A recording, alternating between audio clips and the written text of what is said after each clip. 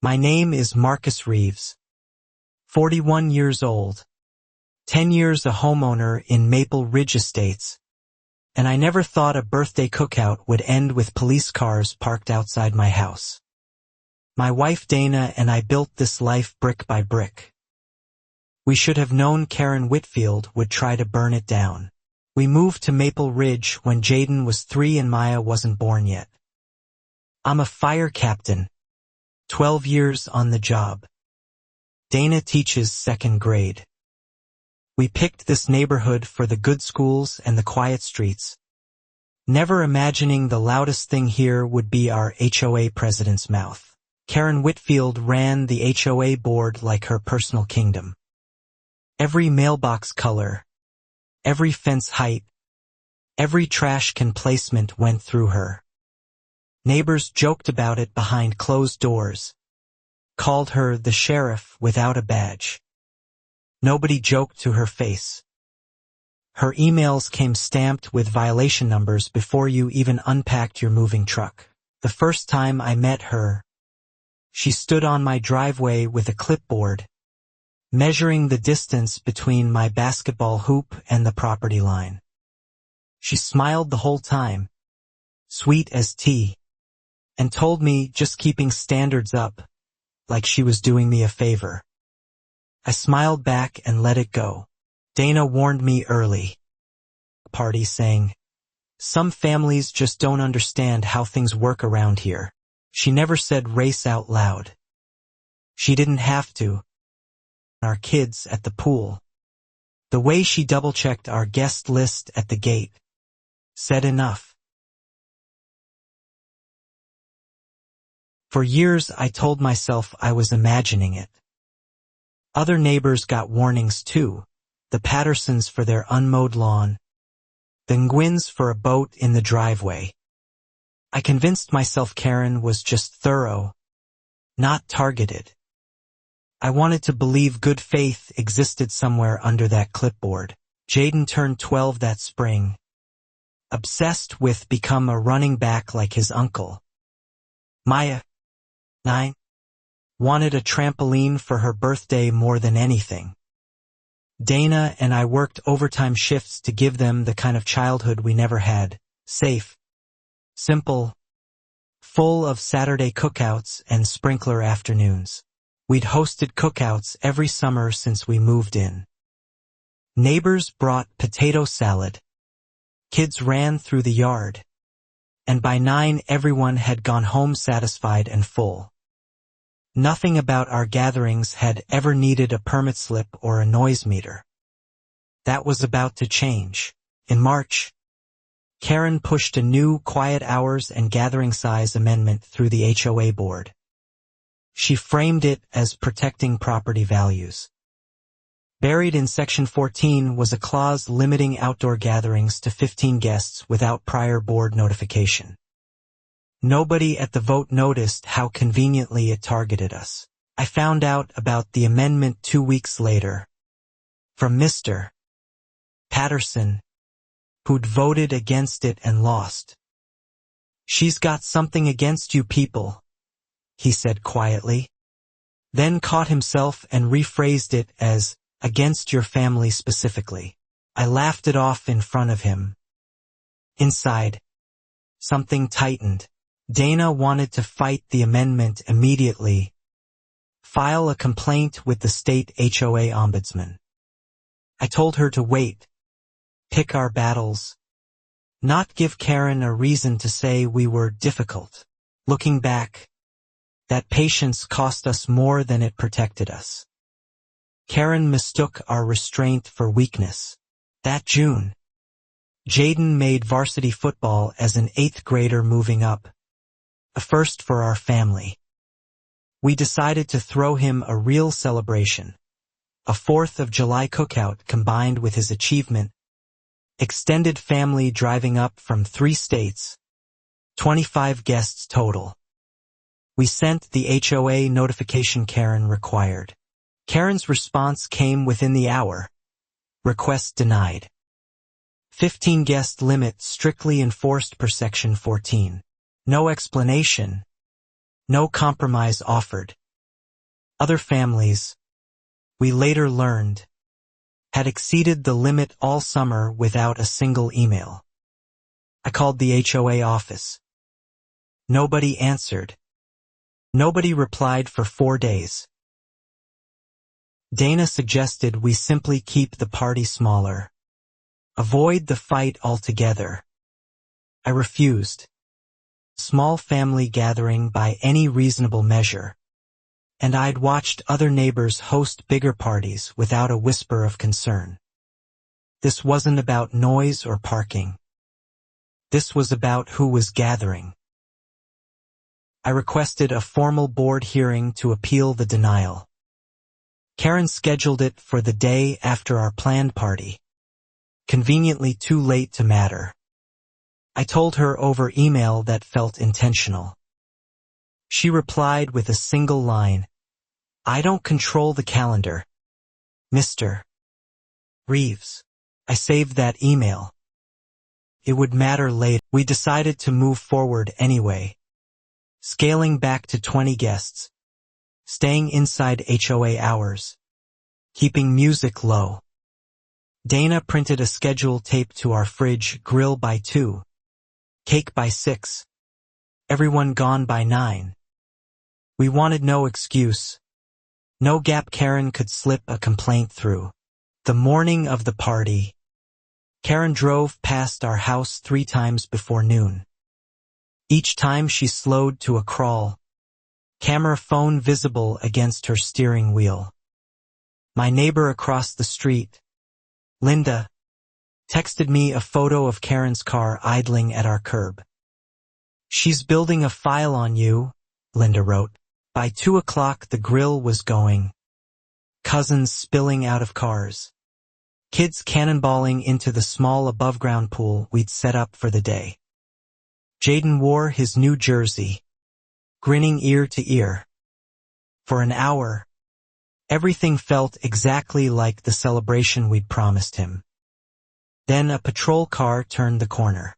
The officer, young and visibly uncomfortable, said dispatch had received a noise complaint and a report of an unauthorized gathering exceeding neighborhood capacity. I showed him our printed schedule, our HOA notification email, our decibel level obviously nowhere near disruptive. He apologized, said it was procedure, and left within 10 minutes. My mother-in-law, visiting from Ohio, asked what that was about. I told her it was nothing, just a misunderstanding. But my hands were shaking as I flipped the burgers. 20 minutes later, a second patrol car arrived. Then a third, watching them park directly in front of my driveway. 3 officers approached this time, one holding a clipboard of his own, a formal complaint form, filled out and signed. The complainant's name at the bottom, Karen Whitfield. She'd claimed 40-plus unregistered guests, illegal parking blocking a fire lane, and aggressive behavior toward HOA representatives. None of it was true. Jaden's smile disappeared. Maya grabbed my leg, confused why police officers were standing in our front yard on her brother's celebration day. I felt every eye on the street, some sympathetic, some just curious. One particular set watching from behind sheer curtains 2 houses down. Arms crossed, satisfied. The lead officer, Sergeant Alvarez, walked the yard himself, counting heads, checking cars. 19 guests. In our own driveway and extended lot space. No fire lane anywhere near our cul-de-sac. He turned to me and said flatly, "This complaint doesn't match what I'm seeing here." Karen appeared moments later, walking briskly from her house with her own clipboard, insisting the officers document everything properly. She spoke to Sergeant Alvarez as if he worked for her, listing supposed violations rapid fire. He listened, jaw tight, then asked her directly, "Ma'am, did you personally witness illegal parking today?" She hesitated. "Based on prior patterns," she said. Alvarez cut her off, gently but firmly, explaining that complaints require direct observation, not patterns. He apologized to us for the disruption, told the other officers to stand down, and the patrol cars pulled away one by one, leaving Karen standing alone on our lawn. The party limped forward, but the joy had drained out of it. Jaden barely touched his cake. My mother-in-law kept glancing toward Karen's house like she expected another car to appear. I forced a smile through the rest of the afternoon, promising everyone this wouldn't define his big day. Inside, I was furious. That night, after the last car pulled away, Dana found me sitting on the back porch staring at nothing. "We did everything right," she said, more to convince herself than me. I nodded, but I already knew doing everything right had never been the point. Karen wasn't reacting to noise. She was reacting to us. The next morning I drove to the police station and requested the official complaint report and the responding officer's body cam footage. The desk clerk seemed surprised, said most people never bother. I told her I wasn't most people. I wanted every word Karen said on record, in case I needed it later. Sergeant Alvarez called me himself that afternoon. Off the clock. He said something in the report troubled him. Karen's complaint had been filed 40 minutes before our party even started, meaning she'd called before any noise, any cars, any aggressive behavior could have possibly occurred. She'd planned this before we lit the grill. That detail sat in my chest like a stone. This wasn't a neighbor overreacting to loud music. This was premeditated. Somewhere in her house, Karen had watched our family prepare a celebration and decided, in advance, that it needed to be stopped by force. I didn't know why yet. I mentioned the timestamp to Dana, who went quiet for a long moment before saying something I hadn't considered. "Remember the Block Association picnic in May? You got that award." I hadn't connected it, but she had.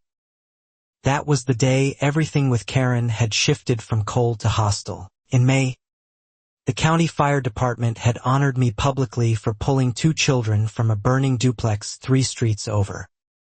Local news covered it. Neighbors congratulated me at the mailbox for weeks. Karen, notably, hadn't said a word. She'd left the picnic early, right after the mayor shook my hand. I hadn't thought much of her silence at the time. People process things differently. But paired with the sudden HOA amendment weeks later, and now this pre-planned complaint, a pattern started forming that I didn't want to see but couldn't ignore anymore. Something about that recognition had cracked something loose in her. I decided not to escalate yet. Filing a complaint against the HOA president over feelings and timestamps felt thin, and I didn't want to be the guy crying wolf over hurt pride. I told myself to keep documenting, keep receipts, keep my family's dignity intact, and wait for something undeniable. I didn't have to wait long. An official HOA violation letter arrived. A $200 fine for unauthorized event exceeding gathering capacity, plus a formal warning that a second violation within 90 days could trigger HOA legal action, including possible lien placement on the home. Karen had moved fast. I called the HOA management company directly, bypassing Karen entirely, and asked to see the actual bylaw authorizing fines for family gatherings. The representative, clearly reading from a script, confirmed the fine stood per board discretion. I asked who exactly held that discretion. She said, after a pause, the HOA president. Dana pulled our HOA covenant documents from the closet that night, the thick binder we'd signed at closing a decade ago. We searched every page for the 15 guest clause Karen kept quoting. It didn't exist in our original covenants. It had only ever existed in her amendment, passed in a meeting we weren't told about. That was the first real crack in the story Karen had built. If the amendment hadn't been properly ratified, if the vote hadn't followed the covenant's required notice period, then every fine, every citation stemming from it was legally void. I started photographing every page, every date stamp, building a file of my own. I brought the covenant binder to my cousin Terrence, a paralegal 2 towns over, who read through the notice requirements with a raised eyebrow. This amendment needed a 30-day mailed notice to every homeowner before the vote, he said. Did you get one? We hadn't. Neither, turned out, had for other families. Terrence suggested I quietly ask around before making any move, gathering names of other homeowners who'd also never received notice. If enough of us confirmed the same gap, the amendment itself could be challenged as improperly passed, which would nullify not just my fine, but every fine issued under it. I started with Mr. who confirmed he'd never gotten a notice either. Just a "your guest count concerns us" email after the fact. Never a fine because he was, in his own words, the right kind of family around here. He said it with a bitterness that told me he knew exactly what he meant. The Nguyen's confirmed the same story, no notice, no vote invitation, but also no fine, despite hosting a Lunar New Year gathering of nearly 30 people in February. Karen had personally dropped off a fruit basket that week instead of a citation. The pattern wasn't subtle once I started looking for it. Linda across the street, who'd texted me the photo of Karen's idling car, admitted she'd sat on the board herself 2 years earlier and quit after Karen began, in her words, steering every decision toward certain households and away from others. She never named the pattern outright, but she didn't need to. Armed with 5 confirmed cases of missing notice, I drafted a formal letter to the HOA management company challenging the entire amendment's validity. CCING Terrence for legal weight. I wasn't asking for the fine to be waived anymore. I was asking for the amendment to be struck down entirely, on procedural grounds. Karen must have heard about my letter before management even responded, because 2 days later a new complaint appeared against our house, this time for improper trash receptacle placement, a violation apparently triggered by our bins sitting 11 inches past some invisible line only she seemed able to measure. I photographed the bins in place, matched them against 6 other homes on the block with bins positioned identically or worse, none of which had received violations. I sent the comparison photos directly to the HOA management company alongside my earlier notice challenge. The clock had started ticking on Karen's carefully built system. Management responded within a week, more carefully worded than before, acknowledging some administrative gaps in the amendment's notice process, promising a review. No refund yet, no retraction, just an acknowledgement vague enough to buy time. Terrence warned me this was the standard corporate move. Stall until people give up. I wasn't going to give up. Board meeting minute from the past 18 months through the HOA's public records request process. a right explicitly granted to homeowners in our state. Karen, as board secretary in addition to president, was legally required to provide them within 30 days. While waiting, life continued in uncomfortable proximity. Karen waved at Dana in the grocery store like nothing had happened, complimented Maya's bike outside our house, smiled at community events as if she hadn't spent a season building a paper case against our family. The friendliness felt worse than open hostility ever could. Jaden started asking questions I didn't have easy answers for. "Why does Miss Karen not like us?" he asked one night over dinner. 12 years old and already reading a room adults pretended wasn't readable. I told him some people struggle when others succeed near them. It wasn't the whole truth, but it was age-appropriate. Maya, younger and more direct, simply stopped waving back at Karen's house. Kids notice more than we credit them for. I hated that our children were learning caution toward a grown woman on our own street, learning it the same slow, bitter way generations before them had learned it in different neighborhoods. The board meeting minutes finally arrived in a manila envelope, 28 pages thick. 31 days after my request, 1 day past the legal deadline, which Terrence noted with interest. Buried on page 19 was the amendment vote. 4 board members present, 3 in favor, 1 abstaining. No mention of homeowner notice at all. More interesting was page 22. A financial summary line referencing special assessment reserve, landscaping contingency, a fund of nearly $11,000 that no homeowner I spoke to remembered voting to create. Terrence circled it twice and told me to keep that page separate from everything else. "That's a different fight," he said.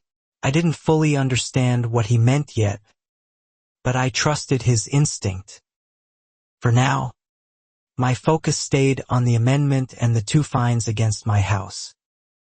I filed a formal appeal through the state's HOA Dispute Resolution Board, citing the missing notice period and attaching the 5 homeowner statements I'd gathered. Karen, apparently informed of the state filing, requested an emergency board meeting to address a homeowner smear campaign. I wasn't invited, though homeowners were legally entitled to attend open board sessions.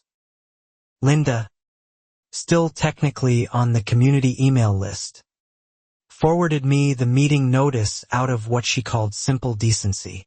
I showed up anyway, standing quietly at the back of the community clubhouse, watching Karen present a slideshow, actual slides, outlining what she called a pattern of non-compliance and confrontational behavior from the Reeves household. No slide mentioned the missing notice period. No slide mentioned the other exempted families. When public comment opened, I stood and calmly asked the board a single question. Could anyone present confirm that a legally required 30-day notice had been mailed before the amendment vote? The room went silent. Karen answered quickly that notice requirements were satisfied through the community newsletter. No such newsletter existed that spring. One board member, an older man named Mr. Okafor, quietly asked to see documentation of that newsletter distribution. Karen said she'd have to check her records. Mr. Okafor made a note.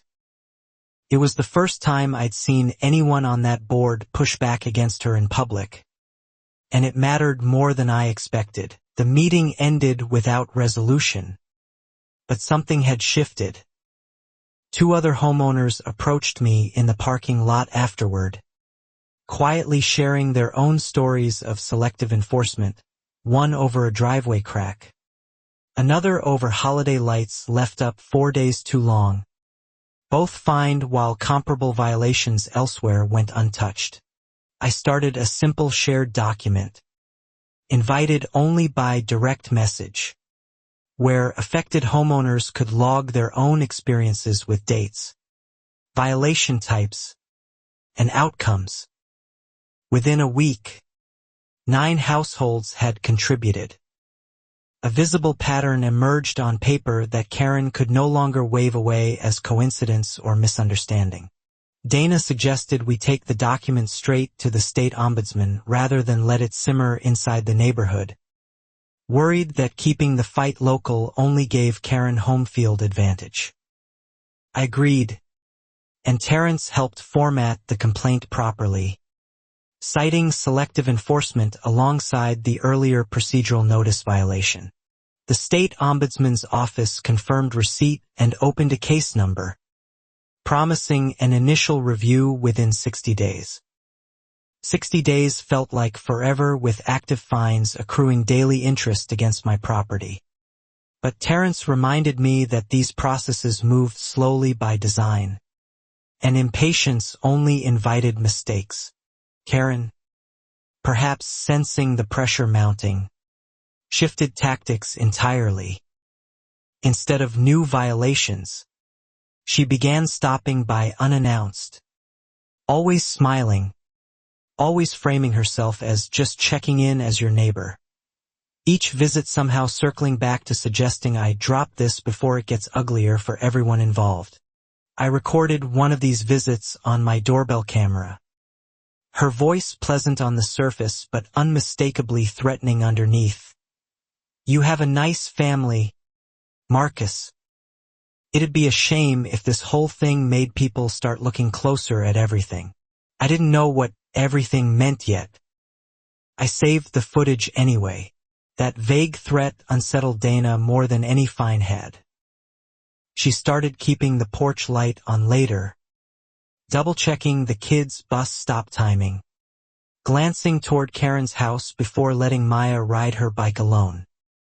Our home, once our sanctuary, had become a place requiring constant low-grade vigilance. I brought the doorbell footage to Sergeant Alvarez, off the record, just to have another set of eyes on it. He watched it twice, jaw tight, and said plainly, "That's not neighborly concern. That sounds like intimidation." He couldn't act on it as a crime yet, but he told me to keep documenting everything. Around this time, a strange rumor started circulating through the neighborhood group chat that our family had been reported to the fire department over unsafe grill practices, an odd claim given my actual profession. I traced the rumor's origin through 3 forwarded messages back to a single source, Karen's private book club chat. A member of that book club, embarrassed by the leak, privately messaged me an apology and a screenshot. In it, Karen wrote that our family was the reason property values might drop, and that she was handling it the right way, through proper channels. Unlike some people, the framing chilled me. I showed the screenshot to Terrence, who noted it wasn't legally actionable on its own but was powerful context if this ever escalated into a discrimination claim. "Keep it," he said. "People think when a pattern finally breaks open in front of everyone." Meanwhile, the shared homeowner document kept growing.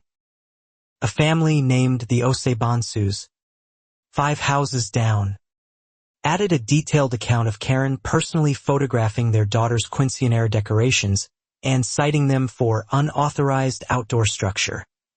A rented arch that had come down within 18 hours, well within any reasonable standard. Patterns like this, multiplied across 9, then 11 households, painted a picture no single incident could have. Karen wasn't an overzealous rule follower.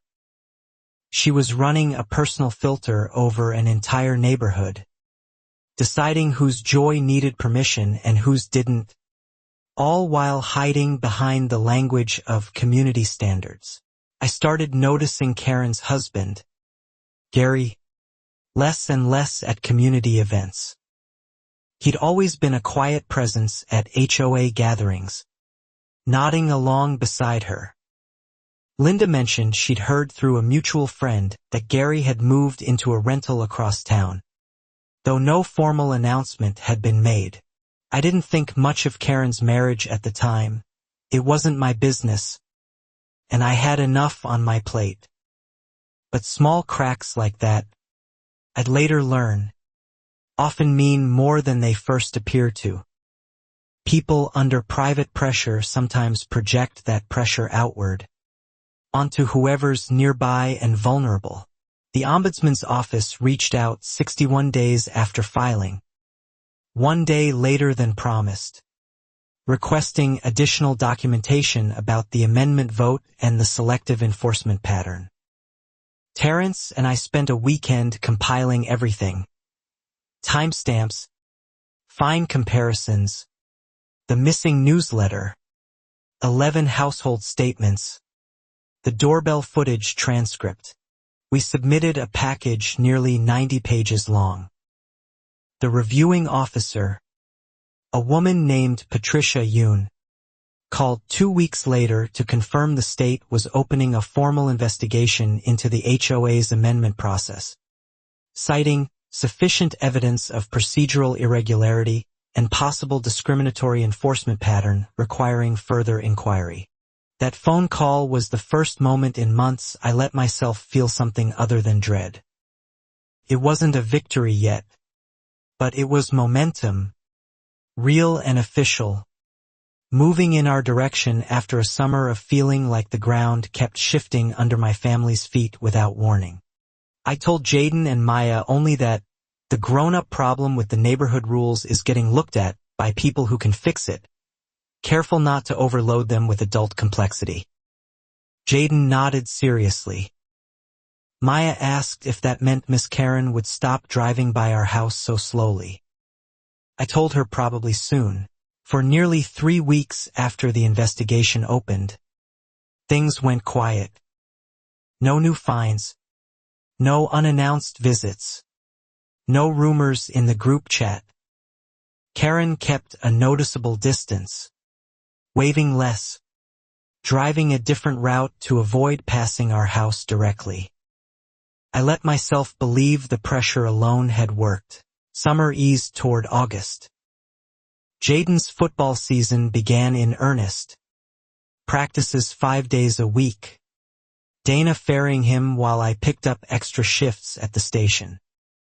Maya started a pottery class at the community center. For a moment, our lives resembled the ordinary rhythm we'd fought so hard to protect. Dana and I even hosted a small dinner for Linda and the Pattersons, a quiet thank you for their honesty during the whole ordeal. Nobody mentioned Karen once the entire evening. It felt good to talk about football and pottery glazes and nothing else for a few hours, like breathing after holding it too long. I started to wonder if Karen, faced with a real investigation, might simply back down entirely, resign quietly, let the whole thing fade into neighborhood history as an unfortunate chapter. Terrence, more experienced with people like her, warned me not to mistake silence for surrender. "Watch the quiet ones," he said. He was right to warn me. September with an update. The HOA management company had provided a newsletter archive, supposedly, proving notice had been sent, dated suspiciously close to the amendment vote itself, formatted in a font style the company hadn't used in over 2 years. Patricia flagged the document as potentially backdated, requesting the original digital metadata from the company's email server. This kind of forensic request takes time, she warned, and I should expect resistance. Karen, was not backing down. She was building her own case, quietly, the same way I had. Around the same time, Karen filed a formal countercomplaint against me personally, accusing me of orchestrating a coordinated harassment campaign against a volunteer HOA board member, citing the shared homeowner document as proof of conspiracy. It was a bold reframing, turning the accountability effort into the crime itself. Terrence wasn't worried about the countercomplaint holding legal weight, since documenting factual experiences isn't harassment. But he warned it could slow the state's timeline and muddy public perception if Karen took the story to local media first, framing herself as a besieged volunteer under attack from an angry mob. That's exactly what she did. A week later, a local news segment aired featuring Karen, calm and articulate, describing a group of homeowners targeting a dedicated community volunteer over routine enforcement decisions, never once mentioning race, notice periods, or the 11 documented households. She'd found her narrative and she was selling it well. Watching that segment in my living room, Dana gripped my hand so hard it hurt. Karen looked sympathetic on camera, practiced, likable even. For the first time since this began, I felt the ground shift against us publicly, not just privately. Perception, I realized, could be as dangerous as any HOA fine. The next morning, two neighbors who'd previously stayed neutral posted supportive comments under the news clip, praising Karen's years of thankless service to the community. One even mentioned my fire department commendation dismissively, as if public recognition somehow disqualified me from also experiencing unfair treatment at home. I resisted the urge to respond publicly, remembering Terrence's advice about not feeding a narrative built for sympathy. Instead, I quietly reached out to the journalist who'd produced the segment, offering documentation and an on-record interview presenting facts, dates, and the actual state investigation currently underway. The journalist, to her credit, seemed genuinely interested once she saw the 90-page investigation packet and the doorbell camera transcript. She asked for time to verify everything properly before running anything further, cautious not to simply flip from one narrative to its opposite without real substantiation behind it. While we waited on the journalist, Patricia Yoon's office confirmed the newsletter document's metadata had indeed been altered, created just 11 days before Karen submitted it to investigators. Months after the actual amendment vote it claimed to notify homeowners about. The fabrication was now provable, not just suspected. Patricia called it a serious escalation and said the case would now include a referral to the state's HOA fraud division, since submitting falsified evidence to an active government investigation carried separate legal consequences entirely apart from the original notice violation. Karen had turned a bylaw dispute into a real legal exposure. I didn't celebrate yet. Cornered people sometimes become more dangerous, not less, especially people used to controlling every outcome around them. His words proved prophetic faster than either of us expected, because Karen's next move wasn't aimed at paperwork anymore. It was aimed directly at my son. Jaden came home from football practice one afternoon visibly shaken, saying a woman in a car had slowed beside the practice field, photographed the team, and asked another parent which one is the Reeves boy before driving off. The parent, unsettled, described a car matching Karen's exactly, plate partially visible. I felt something in me go cold and still. The specific stillness I recognized from serious fire calls, the moment instinct takes over from panic. I called Sergeant Alvarez directly, not the general dispatch line, and read him the plate description. He confirmed it matched the vehicle registered to Karen Whitfield. Alvarez explained that photographing a public practice field wasn't illegal on its own. But combined with the doorbell footage threat, the falsified document, and now specifically asking about my minor child by name, a pattern of targeted harassment was forming that crossed clearly from HOA dispute into personal safety concern. Dana wanted to pull Jaden from practice entirely until this resolved. I understood the impulse but refused to let Karen dictate whether my son played the sport he loved.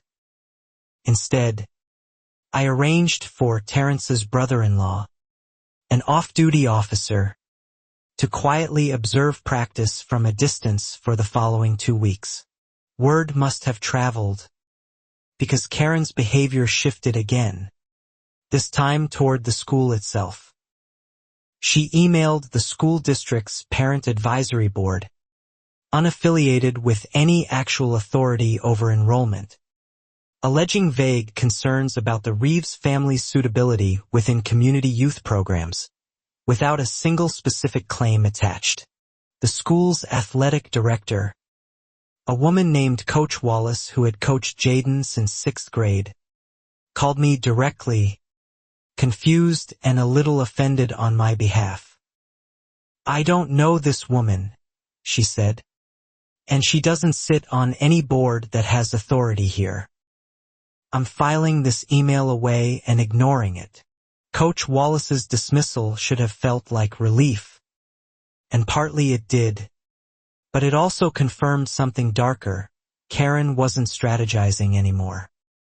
She was flailing, reaching for any lever of power she imagined she had, regardless of whether it actually existed, simply to feel some control over a situation slipping from her grip. Patricia Yoon's office, informed of the school email through Terrence, added it to the growing case file as further evidence of an escalating harassment pattern extending beyond the original HOA dispute. She warned me this kind of behavior sometimes preceded either a full collapse or a more serious incident. I didn't sleep well that week. The local journalist finally aired her follow-up segment in late September, this time balanced and specific: the missing notice period, the falsified newsletter metadata, the 11 documented households, the fire department commendation Karen had conveniently omitted, and a brief statement from Patricia Yoon confirming the state's active fraud referral. Public opinion in the neighborhood group chat shifted almost overnight. The 2 neighbors who'd defended Karen after the first segment went quiet, then deleted their earlier comments entirely. Others who'd stayed silent all summer suddenly found their voice, sharing their own small grievances against Karen's years-long grip on the board. Karen didn't respond to the second segment publicly. Instead, according to Linda, she called an emergency closed-door board session, this time genuinely trying to keep it secret, scheduling it for 6 in the morning on a weekday when she assumed no working homeowner could possibly attend to witness it. Mr. The board member who'd quietly pushed back at the earlier meeting texted me the details anyway, saying he'd had enough of being used as a rubber stamp for decisions he didn't actually understand or agree with. He wanted, in his words, to finally see this thing land where it should. I couldn't attend at 6 in the morning without missing a shift change at the station, but Terrence went in my place as a legal observer, a right technically available to any resident's authorized representative. Karen, visibly startled seeing him at the door, tried unsuccessfully to have the meeting closed to observers entirely. According to Terrence's notes, Karen spent the session attempting to convince the remaining board members to preemptively remove her own name from the falsified newsletter document, claiming an assistant had handled the mailing logistics without her direct knowledge, a claim contradicted by her own earlier public statements taking full credit. Mr. Directly, on record, whether Karen could produce this assistant for questioning. She could not name one. The room, according to Terrence, sat in uncomfortable silence for nearly a full minute before another board member finally moved to suspend Karen's authority pending the outcome of the state investigation. The vote to suspend her passed 3-1, with only Karen herself voting against it. It wasn't removal yet, wasn't the ending, but it was the first crack in years of unchecked control finally splitting open in front of the very people who'd once rubber-stamped every decision she'd handed them. Karen reportedly left the meeting without a word, got into her car, and drove away before the session had even formally adjourned. Terrence texted me a single line afterward, "It's moving now. Faster than she can control." I read it twice standing in my kitchen, feeling something loosen in my chest. That relief lasted exactly 4 days. On the 5th day, our home security camera caught something at 2 in the morning that changed the entire shape of this story. A figure moving along our fence line, flashlight low, pausing directly beneath Jaden's bedroom window for nearly 90 full seconds. I woke Dana immediately, and we watched the footage together, hearts pounding, unable to make out a clear face in the darkness but noting the figure's build. The familiar slow, deliberate walk, the same navy raincoat Karen wore during her driveway inspections. I called Sergeant Alvarez before sunrise. Alvarez arrived personally within 20 minutes, reviewed the footage, and immediately flagged it as a potential stalking incident rather than a simple HOA dispute. A legal distinction that changed everything about how seriously law enforcement could now respond. He requested I preserve the footage untouched and filed an official report on the spot. Forensic video analysis, run through the department's lab 3 days later, matched the raincoat to a make and color sold at exactly one regional retailer. And traffic camera footage 2 streets over placed a vehicle matching Karen's description turning onto our block at 1:52 that same morning, 10 minutes before the fence line footage began. This was no longer deniable as coincidence or misunderstanding. A grown woman, suspended from her HOA position pending fraud investigation, had been photographed near evidence, then traced by traffic camera to our block at 2 in the morning, walking directly beneath my sleeping son's window. Something in Karen had fully unraveled. Alvarez requested and received a judge's approval for a temporary restraining order against Karen Whitfield that same week, barring her from our property line and requiring a minimum distance whenever encountering any member of our family in public spaces. Dana cried reading the order, not from fear anymore, but from something like exhausted relief. Karen was served the restraining order at her home, according to the process server's report, standing in her doorway in the same navy raincoat from the fence line footage, insisting loudly that this is a misunderstanding. I was just checking on the property values, before finally accepting the paperwork and closing the door. News of the restraining order spread through Maple Ridge within a day, no longer contained by any newsletter or group chat rumor mill. Neighbors who'd known Karen for a decade began quietly comparing notes about strange incidents of their own. Missing packages, odd late-night sightings, small unexplained damages they'd never connected to her before. The Osebansu's family came forward with a detail they'd previously dismissed as unrelated. A torn piece of their daughter's quinceanera arch fabric found. Snagged on their own fence one morning months earlier, at the time attributed to wind, now recontextualized entirely by everything else coming to light.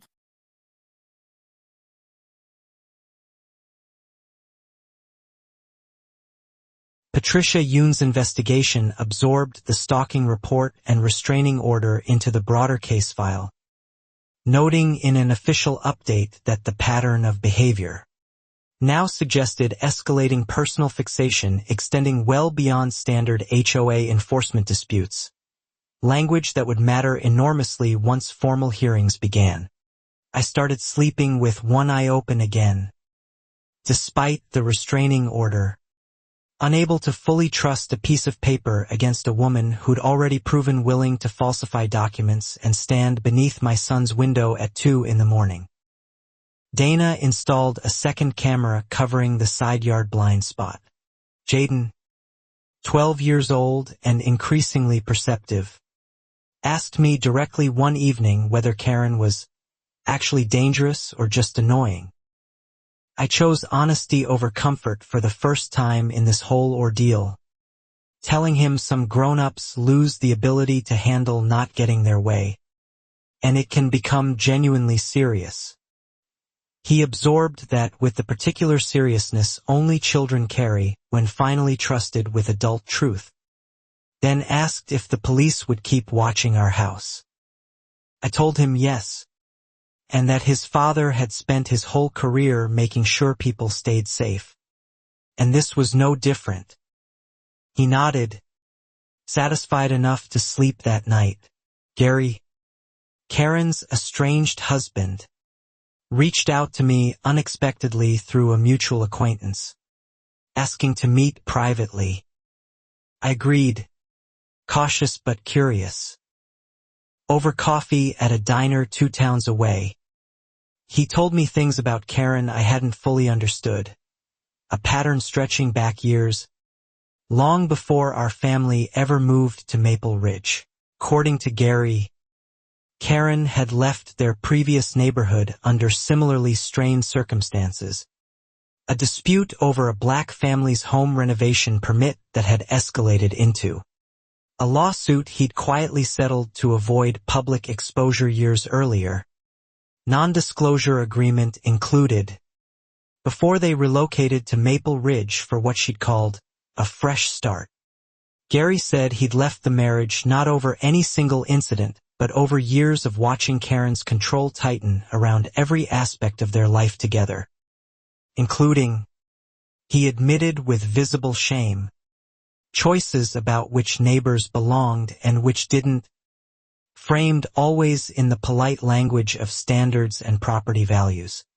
He handed me a manila folder before we parted, copies of documents from the earlier settlement, including a psychological evaluation Karen had undergone as part of the legal resolution, diagnosing an intense fixation pattern the report described in clinical terms. Gary said he'd never fully understood until watching it repeat here. Terrence reviewed the folder carefully, noting that while the psychological evaluation itself couldn't be used directly without proper authentication, its existence confirmed a documented prior pattern that Patricia Yoon's office would find extremely relevant, especially paired with the falsified newsletter and the stalking incident already on file. Patricia's team subpoenaed the prior settlement records directly from the previous jurisdiction, receiving confirmation within 2 weeks that Karen had indeed been party to a confidential settlement, involving remarkably similar allegations: selective HOA enforcement, falsified documentation, and an eventual restraining order request that had been quietly withdrawn after the settlement. This wasn't an isolated breakdown provoked solely by our family's presence.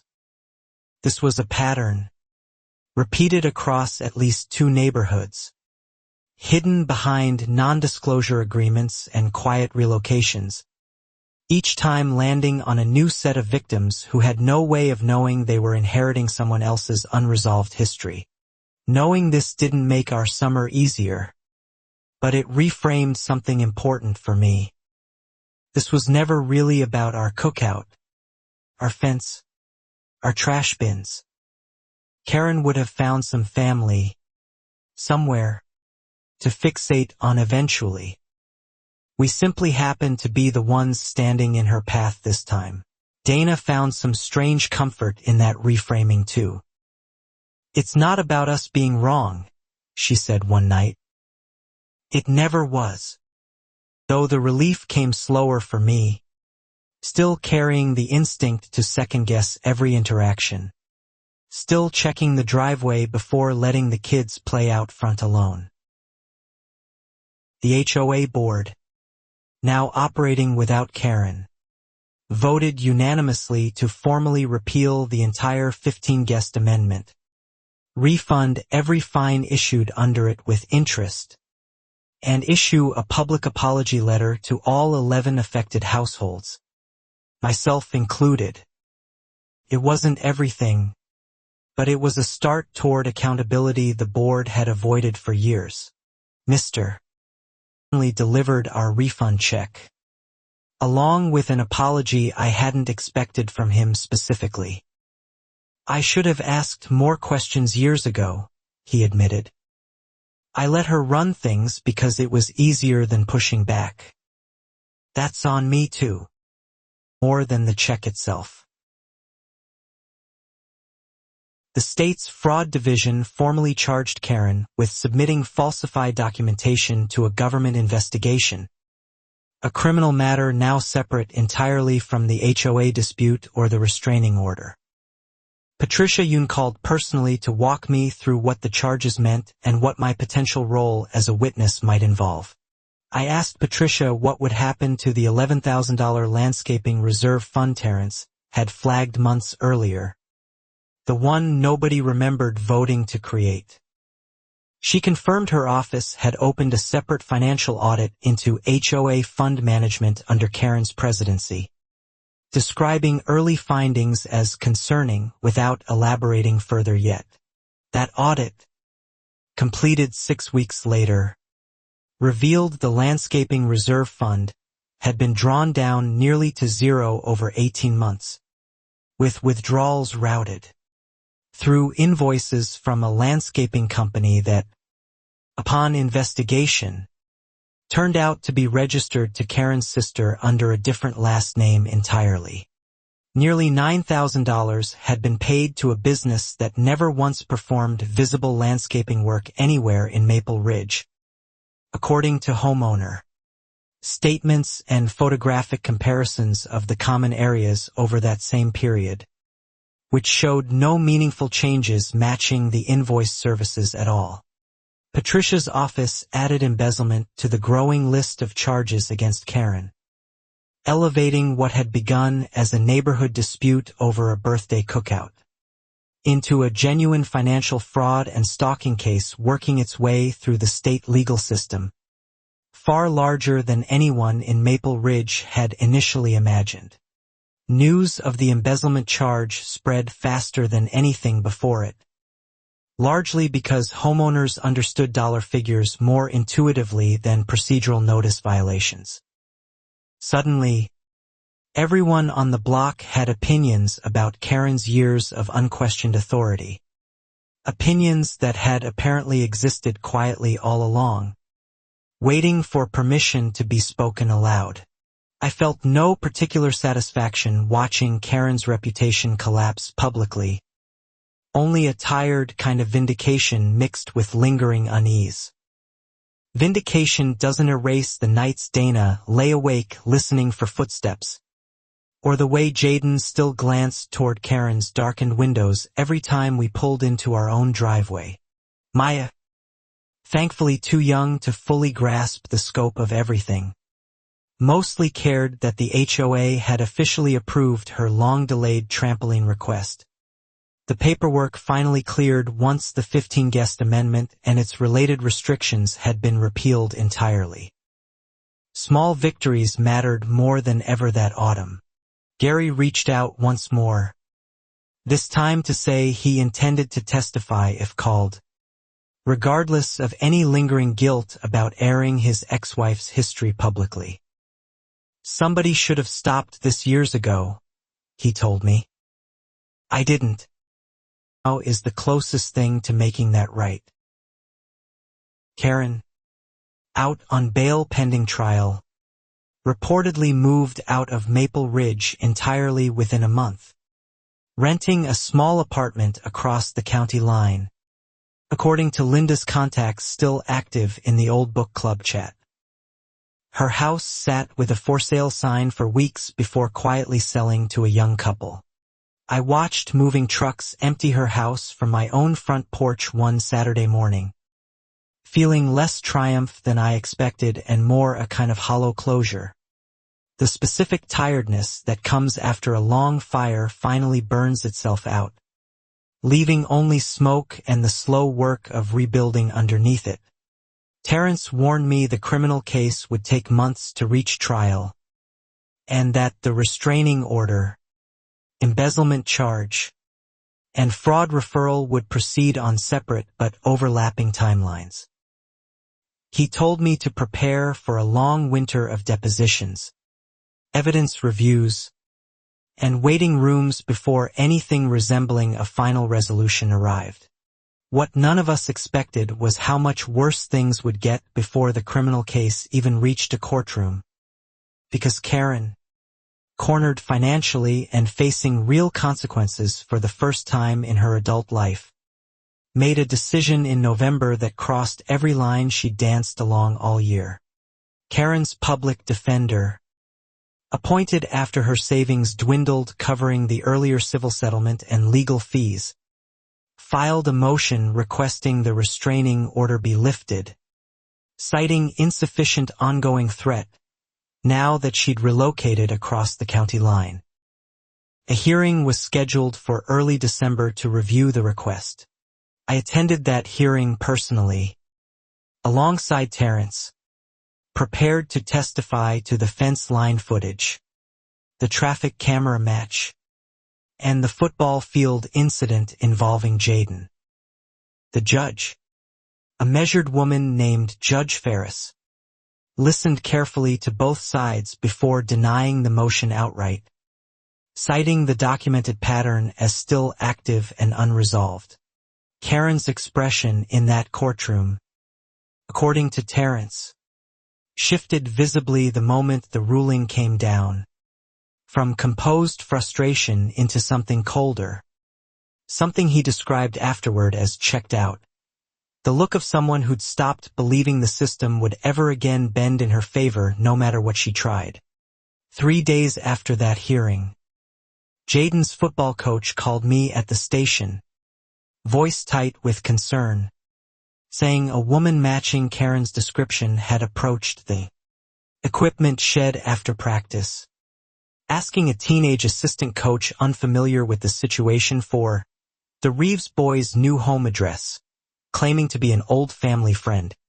The teenage assistant, thankfully cautious by instinct, refused to provide anything and reported the interaction immediately to Coach Wallace, who called both me and campus security without hesitation.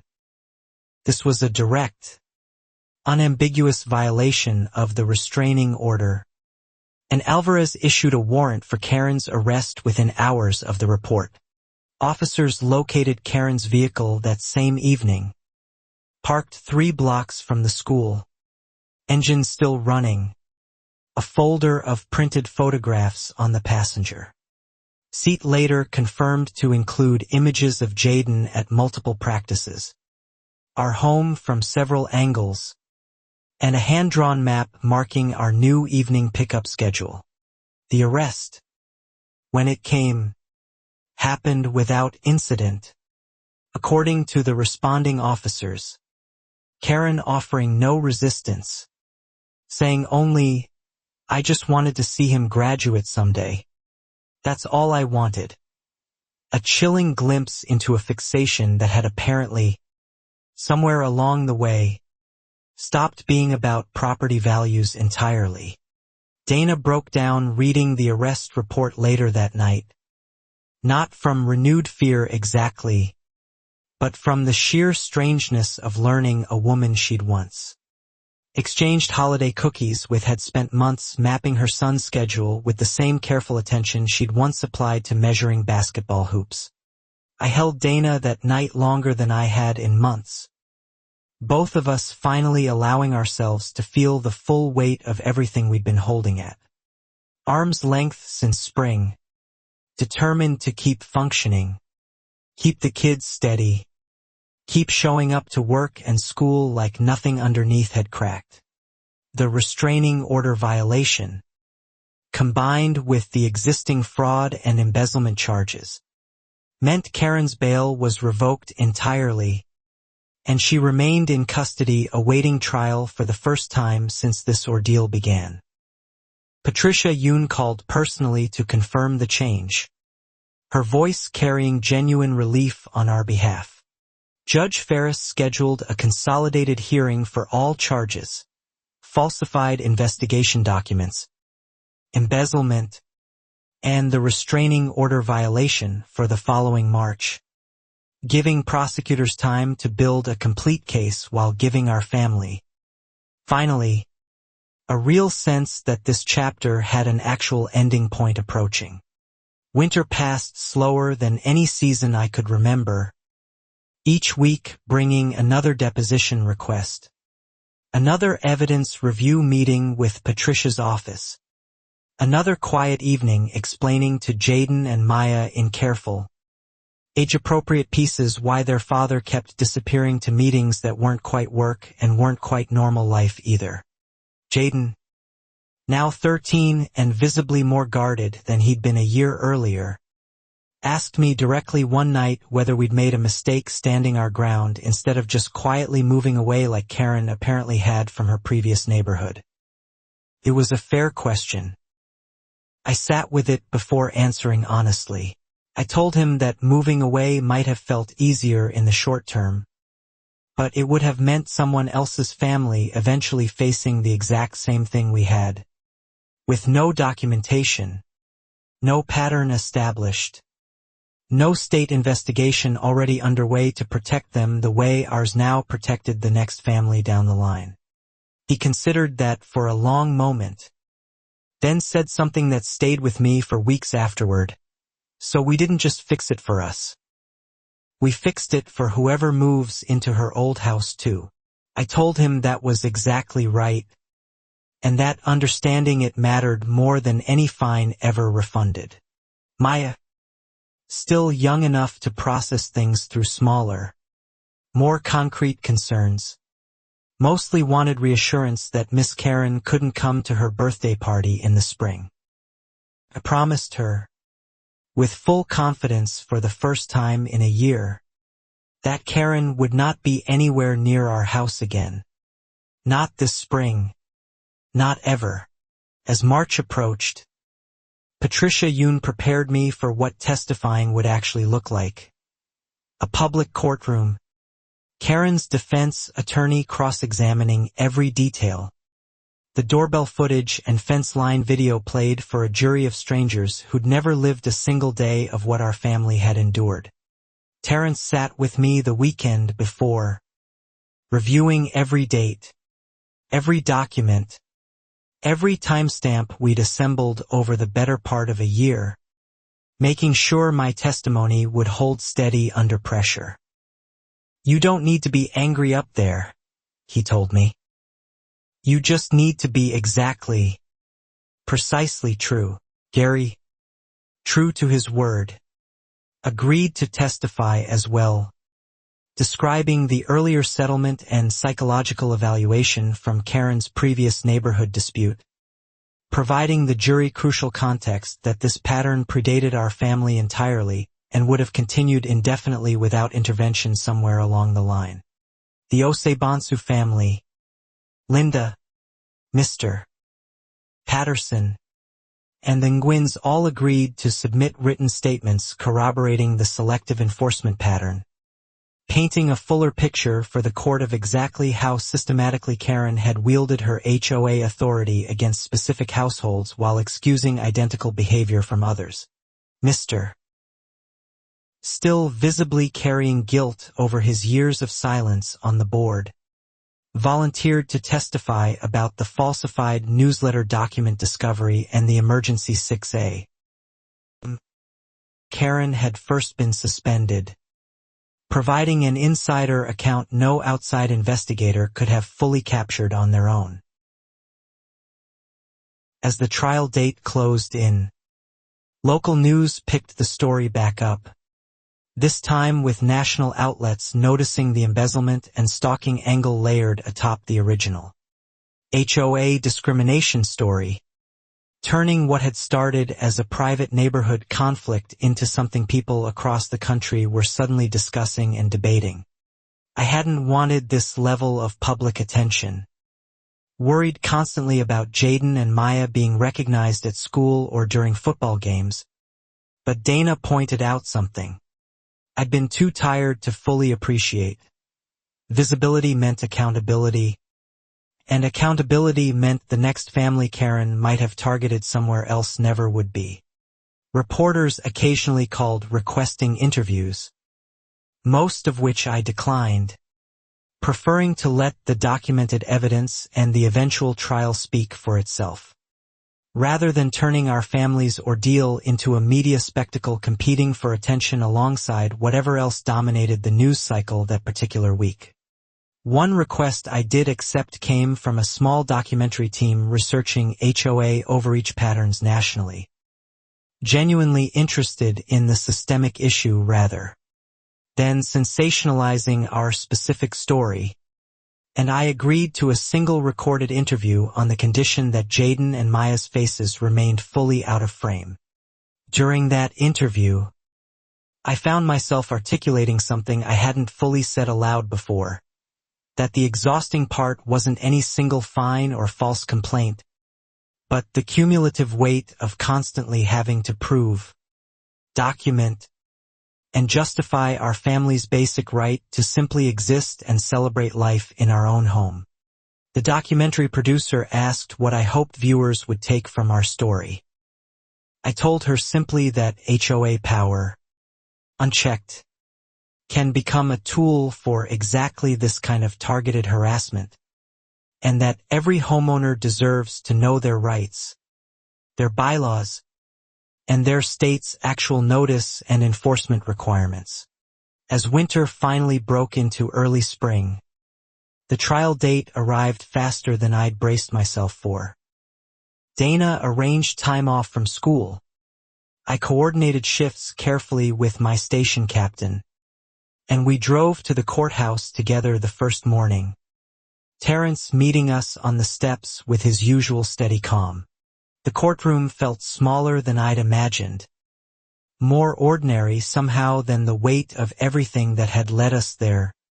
Wood paneling and fluorescent lights, indistinguishable from any government building.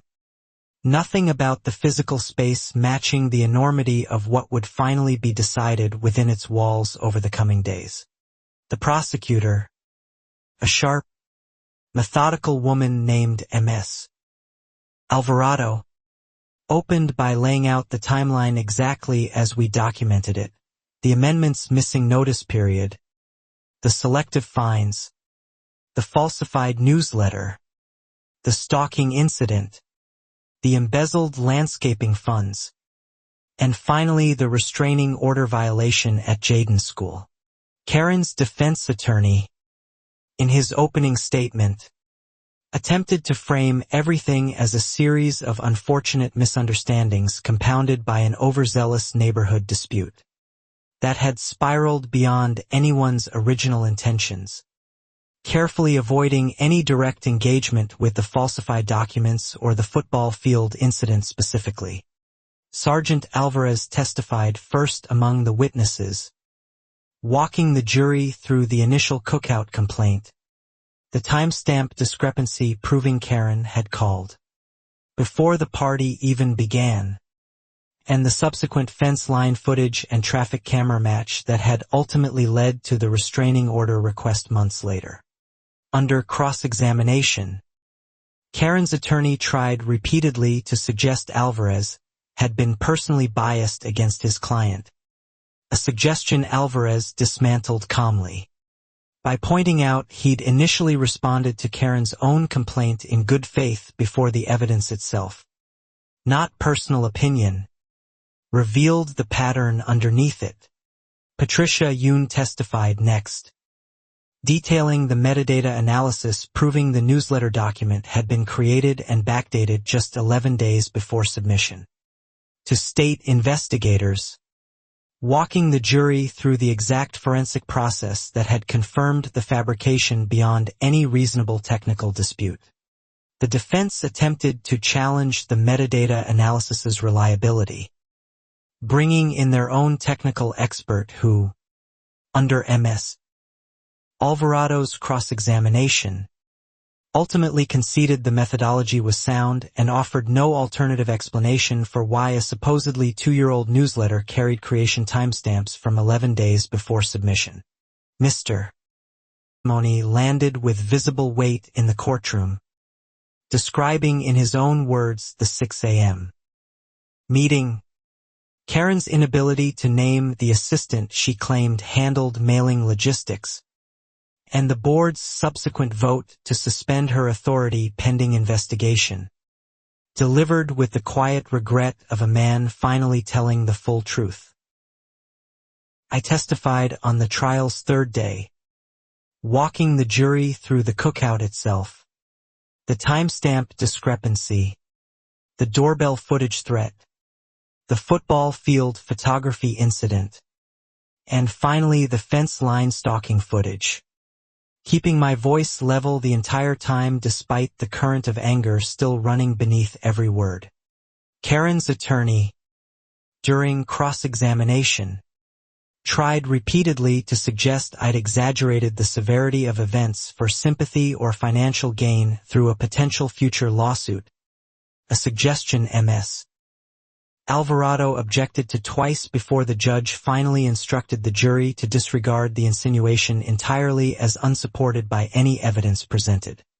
Gary's testimony proved the trial's most emotionally difficult moment, describing his ex-wife's previous settlement, the psychological evaluation's findings, and his own quiet complicity in staying silent for years rather than confronting a pattern he now understood had likely harmed multiple families before ours across 2 different neighborhoods.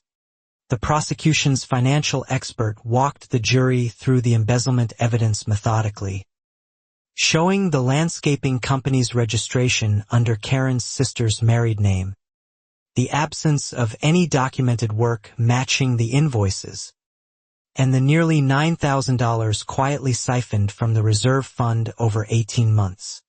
Karen's sister, called as a hostile witness, initially claimed ignorance of any invoicing arrangement, but under cross-examination eventually admitted, visibly uncomfortable, that she'd allowed her business name to be used as a favor without performing corresponding work, receiving a portion of the payments back from Karen in cash. That admission landed like a final structural beam giving way, the courtroom audibly shifting as jurors exchanged glances, the last thread of any innocent explanation for the missing funds finally severed by testimony from the one person who might have had reason to protect Karen rather than expose her. The defense's closing argument attempted one last reframing, suggesting Karen's actions, however misguided, stemmed from genuine if misdirected concern for neighborhood standards, rather than malicious intent, a framing Ms. Alvarado dismantled in her own closing by walking the jury back through the documented timeline of premeditation, one piece at a time. Ms. closing statement centered on a single detail the jury had already heard but perhaps not fully weighed until she said it plainly. Karen had called the police on our family's cookout 40 minutes before it began. "You cannot be disturbed," she told the jury, "by noise that hasn't happened yet."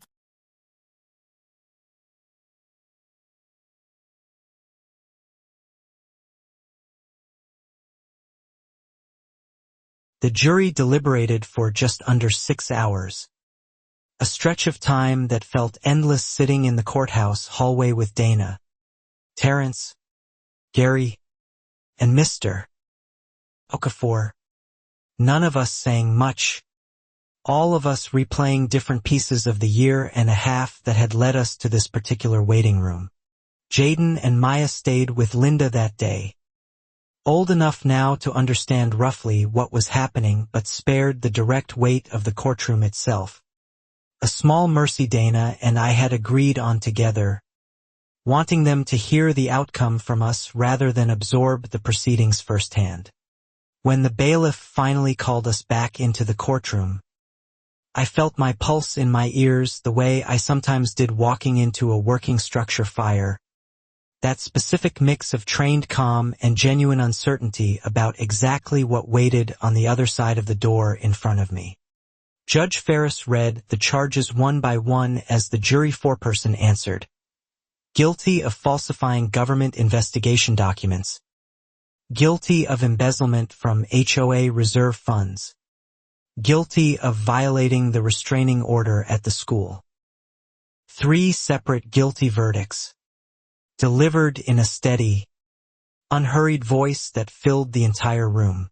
Dana's hand found mine before the 3rd verdict even finished, gripping so tight I felt it in my knuckles, both of us sitting perfectly still as if any sudden movement might somehow undo what had just been formally, legally, permanently confirmed in front of everyone gathered in that courtroom that afternoon.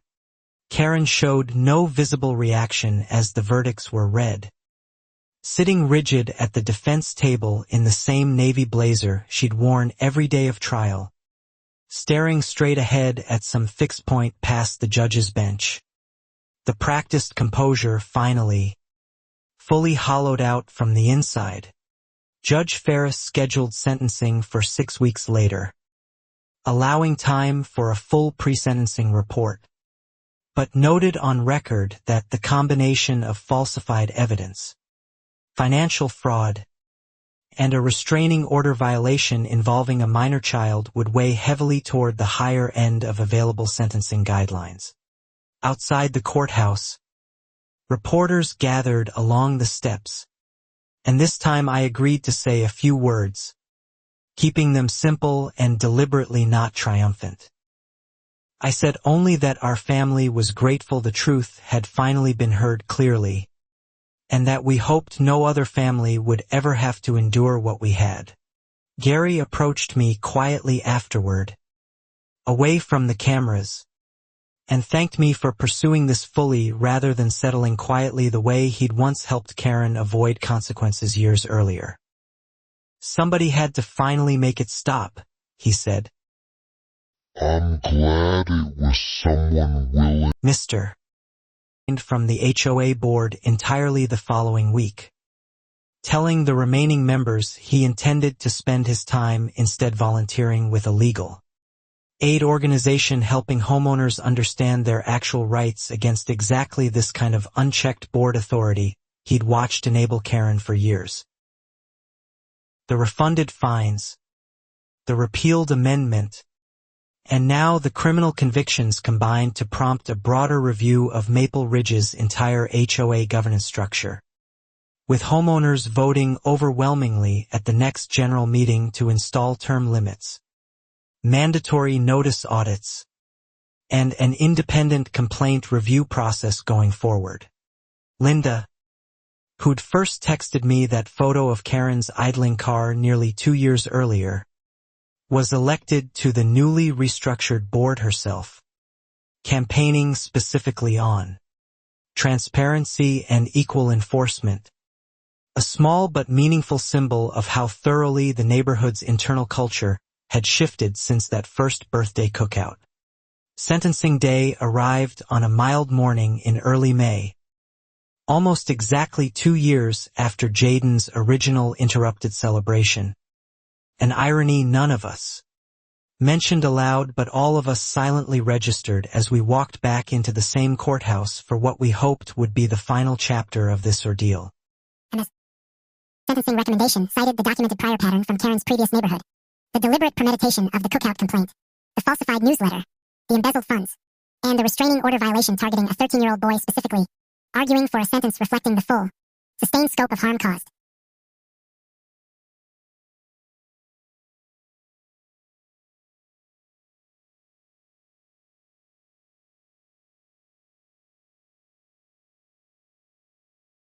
Judge Ferris, before delivering the sentence, addressed Karen directly from the bench, noting that the court had rarely seen a case where documented evidence so thoroughly dismantled every attempted justification offered, and that the deliberate targeting of a minor child elevated this well beyond a simple community dispute.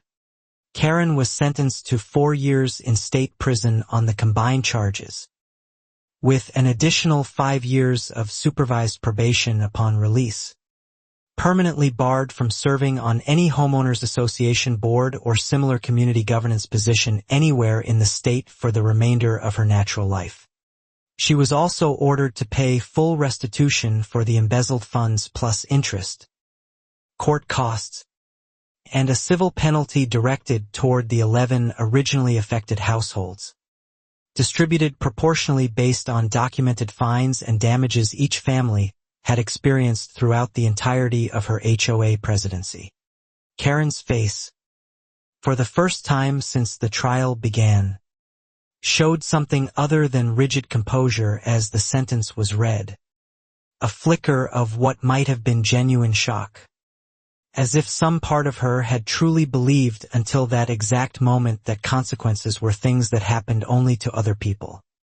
Walking out of the courthouse that final time, I felt the strangest sensation, not triumph exactly, but a kind of settling, like a fire finally fully extinguished after smoldering far longer than it ever should have been allowed to, leaving behind exhaustion but also, unmistakably, the beginning of real peace. Dana called Jaden and Maya from the courthouse steps, putting them on speaker so they could hear the outcome directly from us as promised.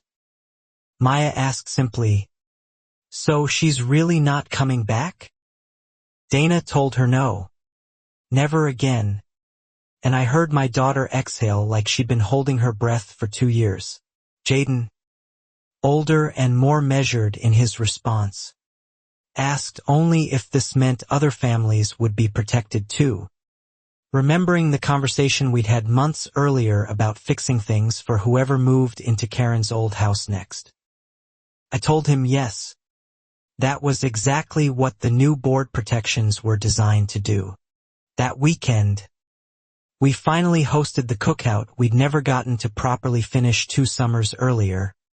The same backyard, the same grill, the same extended family, driving in from 3 states, this time with Jaden 2 years older, 2 inches taller, and finally allowed to simply enjoy his own celebration without interruption. Linda came, along with Mr. Patterson, the Nguyen's, the Osebansus, and Mr. Okafor, the whole documented coalition that had spent 2 years quietly building the case that finally held Karen accountable, all gathered now not around grievance but around genuinely shared relief, food, and laughter in the late afternoon sun. Sergeant Alvarez stopped by briefly himself, off duty, bringing his own family along, joking that this was the first cookout complaint he'd ever personally attended as an invited guest rather than a responding officer, a comment that landed with the kind of laughter that comes only after real, sustained relief. Watching Jaden laugh with his cousins, watching Maya finally use her long-delayed trampoline, surrounded by neighbors instead of patrol cars, I understood something I hadn't fully let myself feel throughout the entire ordeal. That surviving this hadn't just protected our family, it had genuinely changed the entire neighborhood for the better. Gary sent a card a week later. No return address, simply thanking our family for showing him what accountability actually looked like when someone refused to simply absorb harm quietly the way he'd once helped Karen avoid it. Dana kept the card in the same drawer as the old covenant binder, a strange kind of bookend. Terrence, refusing any payment beyond what I'd already covered for his time, told me the case had changed how he approached his own work going forward.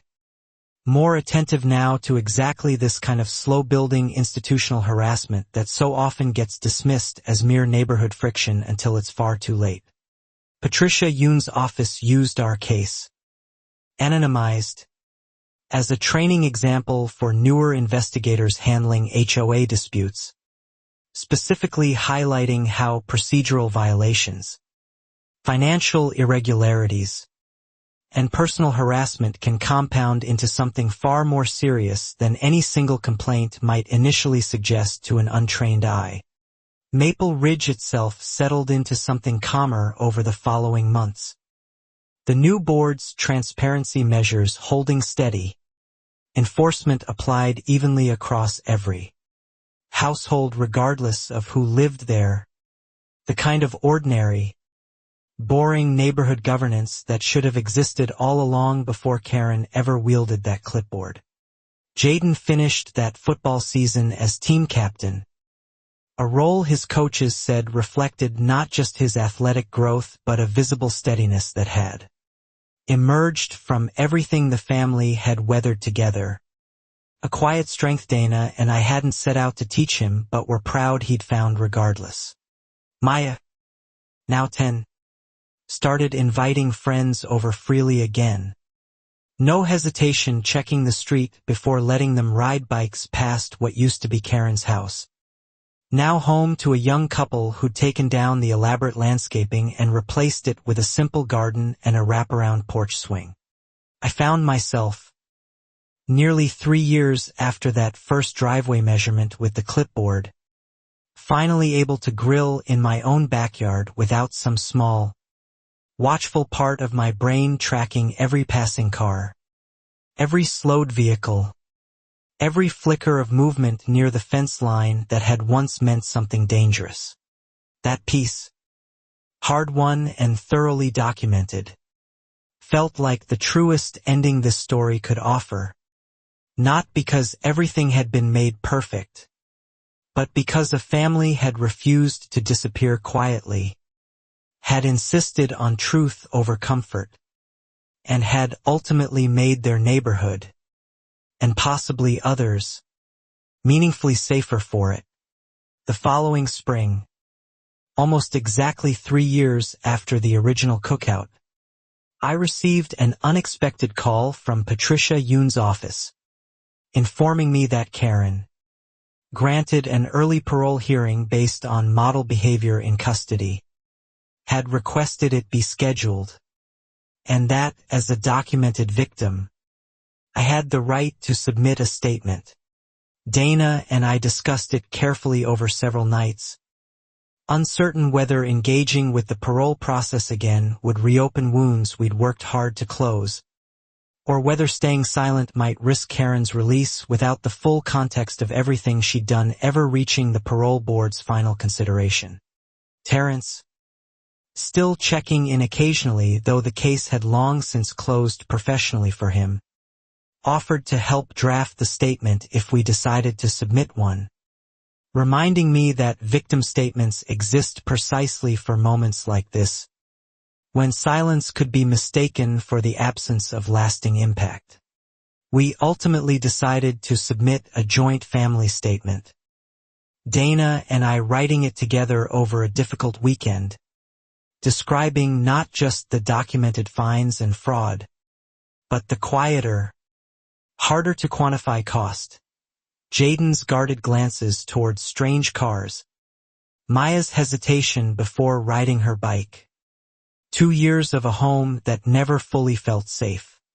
The parole hearing was scheduled for early June, held in a plain administrative room far less dramatic than the courthouse where Karen had been sentenced, attended by a small parole board panel, Karen herself in prison uniform, and, via video link, myself and Dana reading our statement together. Karen looked smaller somehow than I remembered, 3 years of confinement having stripped away whatever composed authority she'd once projected behind that clipboard, replaced now by something more tired, more ordinary, the specific diminishment that seems to settle over people once their power has been fully and permanently removed. I read our statement steadily, describing the timestamp that proved premeditation. The fence line footage beneath Jaden's window. The football field photographs. The psychological pattern Gary had revealed stretching back to a previous neighborhood. And the simple, lasting cost of teaching two children caution in what should have been their safest space. The parole board chairwoman asked Karen directly whether she had anything to say in response before their deliberation.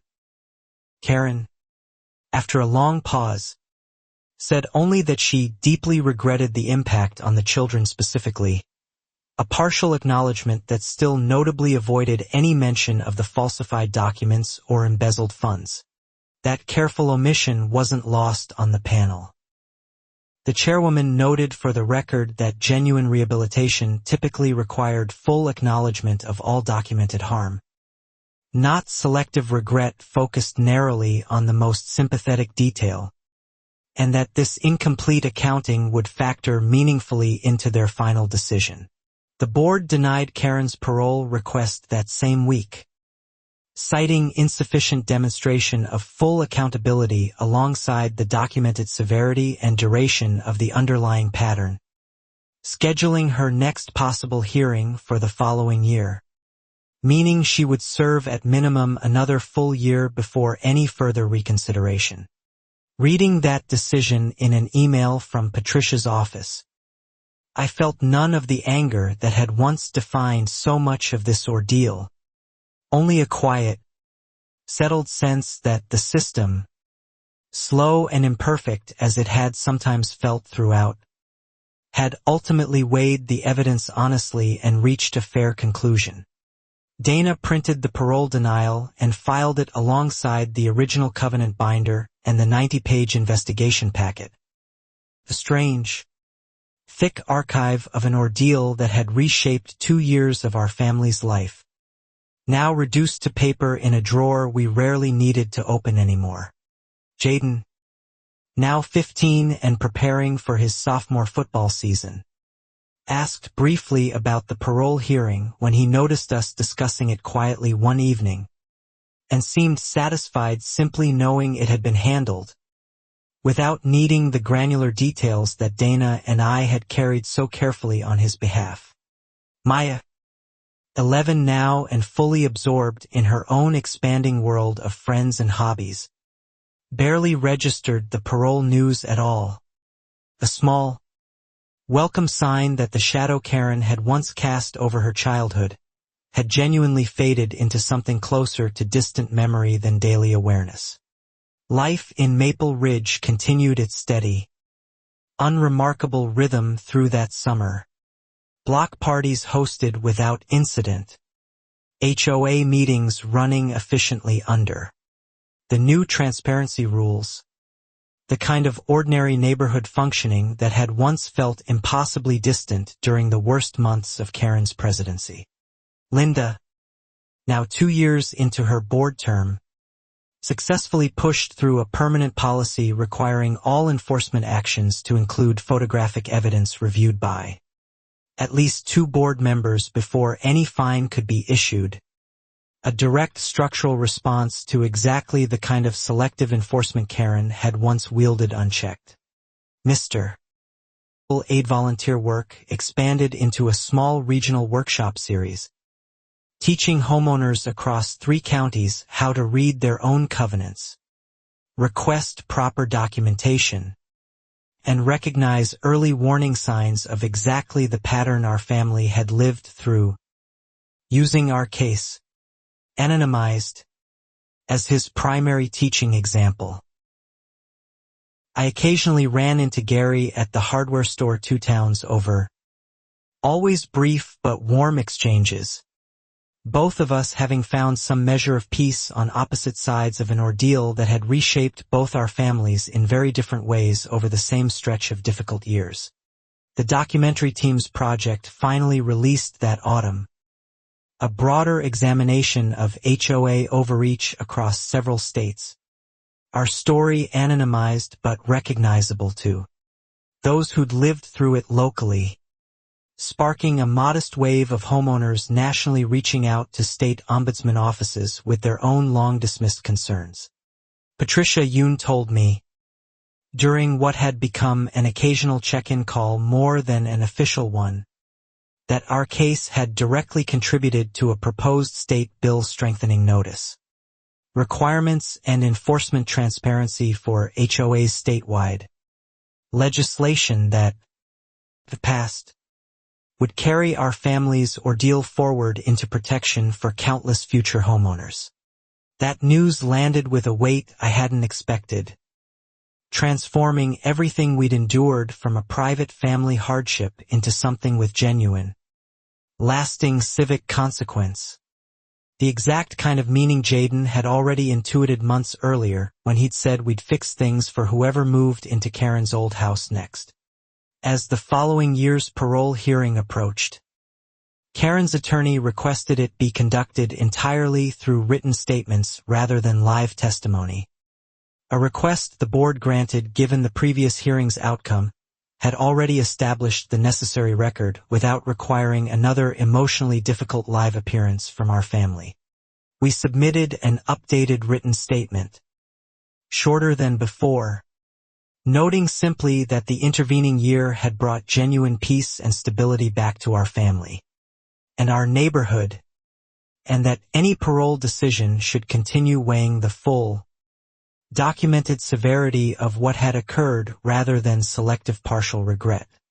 The board's second decision, delivered by mail this time, granted Karen parole with strict conditions, mandatory relocation outside the state, permanent prohibition from any homeowners, association involvement, ongoing psychological treatment, and continued financial restitution payments toward the 11 originally affected Maple Ridge households for years to come. Reading that decision, I felt something closer to acceptance than triumph, understanding that permanent imprisonment had never been the actual goal of this 2-year fight. Only genuine accountability, structural change, and lasting safety for our family and the neighborhood we'd fought so hard to protect and ultimately improve. Karen relocated, according to the parole conditions filed publicly, to a state on the opposite coast, required to register her address with local authorities for the duration of her probation, effectively closing the physical distance that Maple Ridge itself would never again need to accommodate her presence within. The restitution payments began arriving quarterly, modest amounts compared to what she'd embezzled outright, but steady, tangible proof that consequences, once finally set in motion by documented truth, could continue working long after headlines faded and neighborhood attention naturally shifted toward more ordinary daily concerns. Dana suggested we use our portion of the restitution, once fully collected, to fund a small scholarship through Jaden's school, specifically for students, demonstrating the kind of quiet resilience and community-mindedness our own children had shown throughout an ordeal none of us had ever asked to endure. We named it simply the Maple Ridge Community Scholarship, deliberately avoiding any reference to the specific circumstances behind its funding, wanting it to stand on its own as something forward-looking rather than a permanent monument to what our family had survived to create it. Coach Wallace, still coaching Jaden through his sophomore season, helped establish the scholarship's first selection committee, telling us privately she thought it was exactly the right way to transform something painful into something that would quietly benefit students who'd likely never know the full story behind their opportunity. Jaden, now team captain and settling comfortably into his role, occasionally mentioned the scholarship to teammates without elaborating on its origin, simply describing it as something my parents set up, a framing that felt right to all of us, letting the ordeal recede naturally into private family history. Maya, meanwhile, had grown confident enough to eventually host her own small birthday cookout that spring. 12 guests. Well within any hypothetical limit. Though no such limit existed anymore under the restructured HOA rules. Laughing freely in the backyard with friends who'd never known any other version of that space. Watching her run through the sprinkler that afternoon. Completely unburdened by the caution that had once defined her early childhood in that same yard. I felt something settle permanently in my chest. The specific, hard-won peace that comes only after protecting something precious through genuine, sustained difficulty. Dana and I talked occasionally, usually late at night after the kids were asleep, about how strange it was that a birthday cookout interrupted by patrol cars had eventually reshaped state legislation, funded a scholarship, restructured our entire HO, and taught our children lessons about justice we'd never intended to teach them so directly. We agreed, more than once, that we wouldn't have chosen this path deliberately, wouldn't wish 2 years of documentation, court dates, and quiet fear on any family, but that having lived through it, refusing to simply move away or stay silent had mattered in ways that continued rippling outward long after. The state bill Patricia had mentioned eventually passed the following legislative session. Strengthening HOA notice and enforcement transparency requirements statewide. Cited during floor debate, anonymized but unmistakable to those who'd followed the news, as a direct response to documented patterns of selective, discriminatory enforcement uncovered through a Maple Ridge homeowner's persistence. Reading that legislative summary online one evening, Dana squeezed my hand across the kitchen table.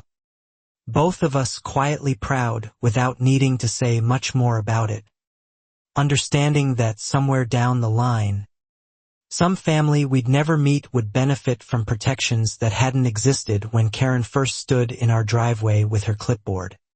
Jaden's football team made the regional playoffs that fall, and watching him lead the team out onto the field as captain, I found myself thinking less about Karen than I had in months.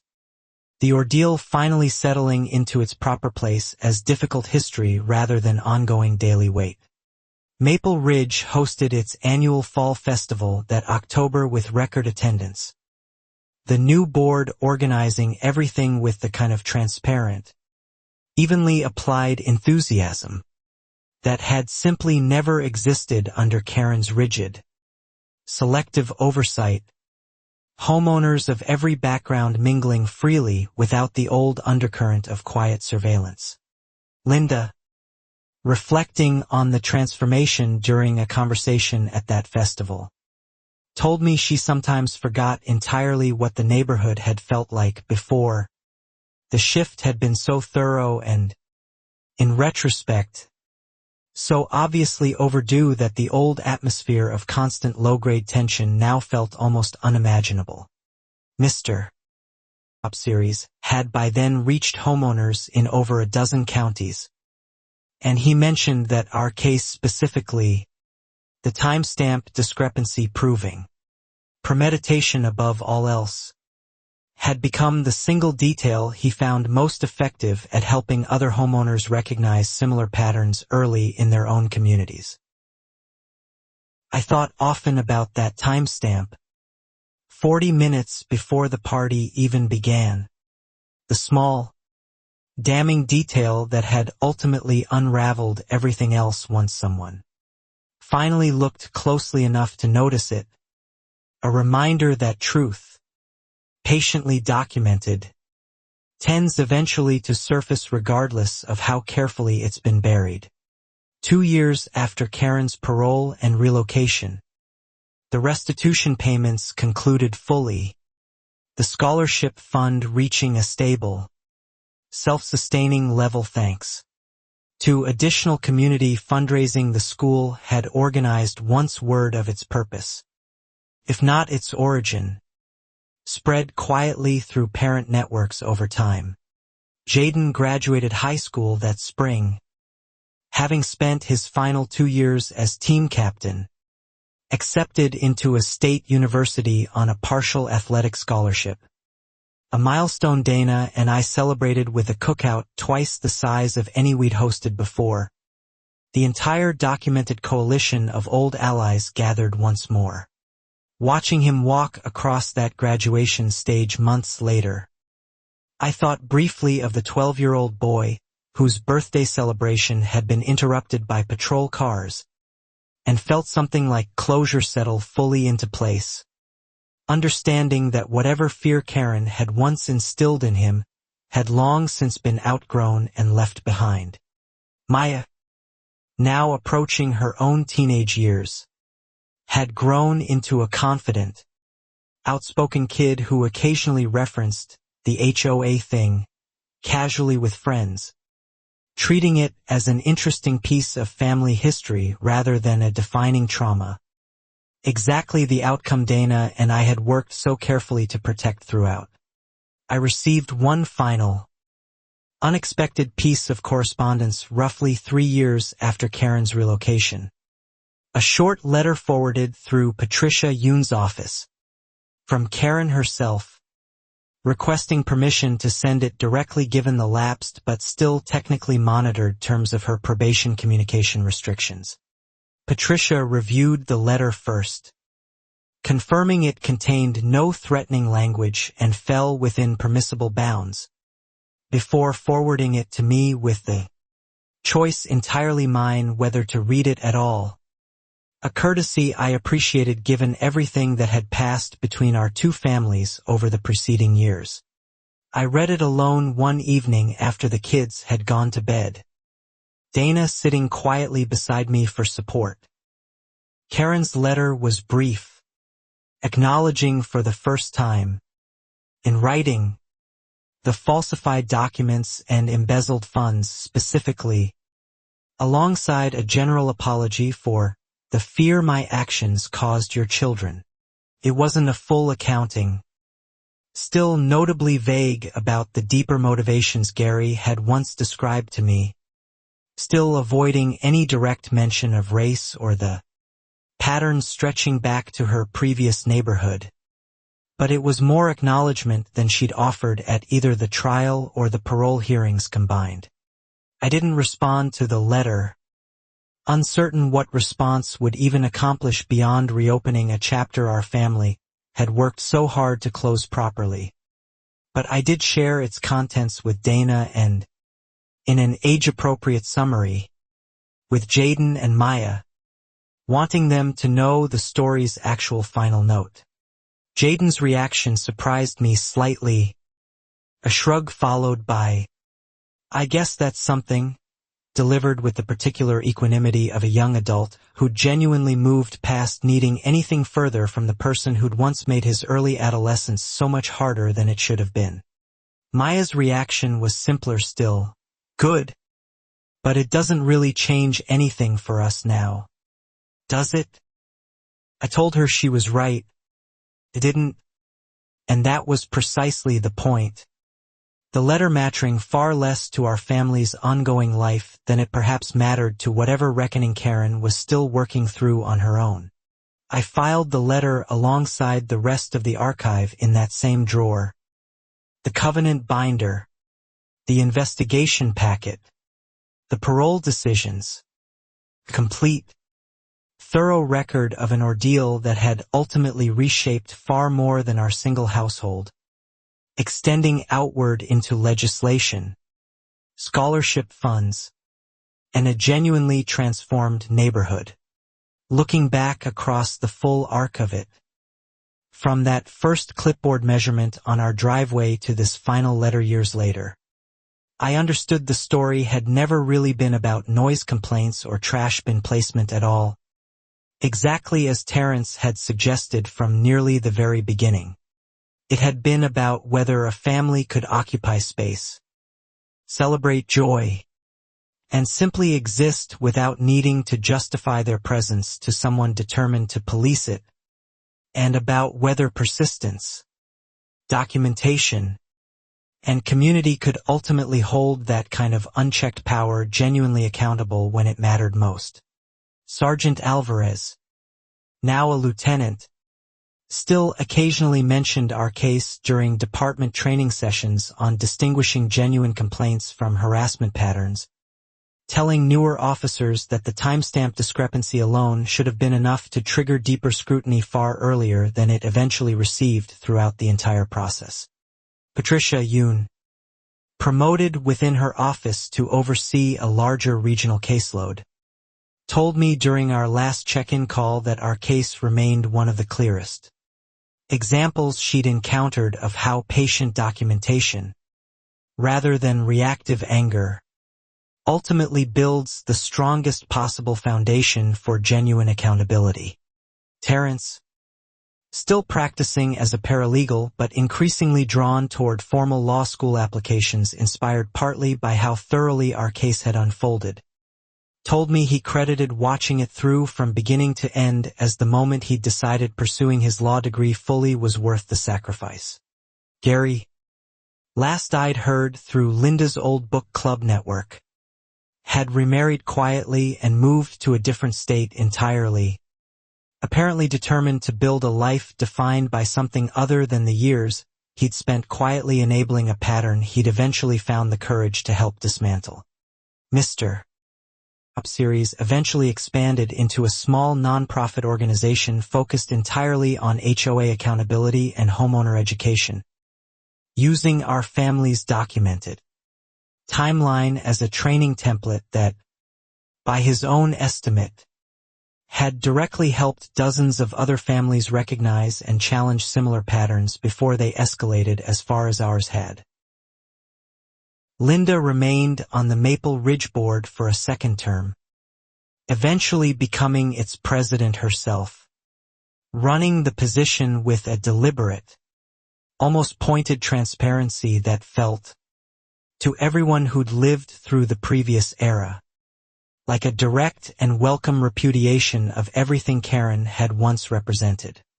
The scholarship fund Dana and I had established continued growing modestly each year, supporting a rotating handful of students who, exactly as intended, never needed to know the specific ordeal that had made their opportunity possible, simply benefiting from a small, steady kindness rooted in difficult history. Jaden, now well into his college years, occasionally called home to share updates, football included but no longer central to how he defined himself. A young man shaped in part by watching his parents' refuse to be pushed out of their own home through patience, evidence, and quiet, determined resolve. Maya, now navigating high school of her own, had grown into someone who spoke openly and confidently about fairness and accountability whenever the topic arose among friends, clearly carrying forward, in her own way, the lessons our family had learned together during those 2 difficult years.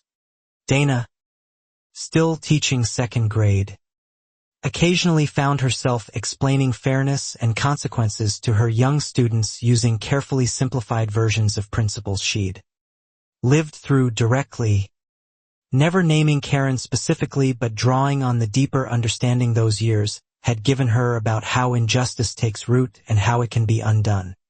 I remained a fire captain, still pulling people from burning buildings when the calls came in, still coming home most evenings to the same house where a birthday cookout had once been interrupted by patrol cars, the driveway where a clipboard had once measured a basketball hoop against invisible lines. That driveway now hosted an annual tradition instead.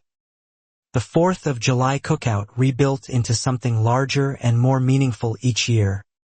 Extended family, old neighbors, and eventually even some of the newer families who'd moved into Maple Ridge after Karen's departure. Curious about the story but mostly just there for good food. Each year, standing at that same grill, I found myself thinking less about what Karen had tried to take from us and more about everything our family had ultimately built. Despite her, a stronger neighborhood, a genuine legal precedent, a scholarship fund, and 2 children who understood deeply what standing your ground actually means. Sergeant Alvarez, now Lieutenant Alvarez, still occasionally stopped by the annual cookout himself, off-duty and relaxed, joking every time about how this remained the only complaint response he'd ever personally been invited back to celebrate alongside the very family who'd once needed his protection the most. Mr. Nguyen's and the Osebansus remained close friends years later, the shared ordeal having forged bonds among our households that outlasted the specific circumstances that first brought us together. Proof that even the hardest chapters sometimes leave behind genuinely good, lasting things in their wake. Karen, wherever she now lived, remained permanently barred from any HOA involvement. Her name quietly documented in state records as a cautionary case study. Her old house in Maple Ridge long since transformed by new owners into a home defined by warmth rather than surveillance. I sometimes wondered, briefly, whether she'd found any genuine peace of her own wherever she'd landed. But the thought never lingered long, replaced quickly by the more immediate, more important reality of my own family thriving in the exact space she'd once tried so hard to push us out of entirely. 2 years after her release, the last restitution notice arrived, closing that particular chapter of the legal record for good. And Dana and I marked the occasion quietly, not with celebration exactly, but with a simple, shared acknowledgement that a long, difficult fight had finally, completely run its course. Standing in our backyard that final summer evening, watching Jaden home from college and Maya laughing with friends beneath string lights we'd added a few years back, I understood that the family Karen had once tried to diminish had not just survived her, but had genuinely, fully flourished beyond her reach. Some neighbors get remembered for their gardens, their holiday decorations, their friendly waves at the mailbox. Karen Whitfield would be remembered, quietly and permanently, as the woman who called the police on a birthday cookout 40 minutes before it started, and lost absolutely everything trying to prove she was right.